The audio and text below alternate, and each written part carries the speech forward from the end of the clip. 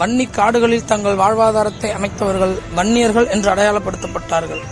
பறையர்கள் மற்றும் வன்னியர்கள் அதிகார விளிம்பு நிலை மக்களும் உடல் உழைப்பை கொண்டு வாழ்வாதாரத்தை அமைக்கும் பாட்டாளி வர்க்க மக்களும் அதிகமான எண்ணிக்கையில் கொண்டிருக்கும் சமுதாய பிரிவுகள்.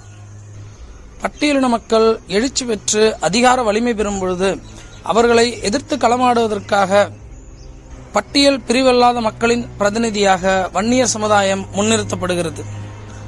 அதற்கேற்றாற்போல புராணங்களையும் இதிகாச கதைகளையும் வன்னியர் சமுதாய பிரிவு மக்களின் மீது ஆரிய மதம் உருவாக்கியிருக்கிறது. திரௌபதி கர்ணனிடம் காட்டும் சாதிய பாகுபாடு காரணமாக வன்னியர்கள் திரௌபதியை கடவுளாக வழிபடுகிறார்கள். இந்திய அரசியலமைப்பு சட்டத்தை ஏற்று வன்னியர்கள் வாழும் பகுதியில் இருக்கும் பிற இந்து கோயில்களுக்குள் பட்டியலின ஆதிதிராவிட மக்களை அனுமதிக்கிறார்கள். ஆனால் திரௌபதி கோவிலுக்குள் அனுமதிப்பதில்லை. அரசின் அனுமதி பெற்று பட்டியலின மக்கள் திரௌபதி கோவிலுக்குள் உள்நுழையும் போராட்டத்தை முன்னெடுத்தால் உச்சநீதிமன்றம் வரை சென்று அதற்கு எதிர்ப்பு கோருகிறார்கள்.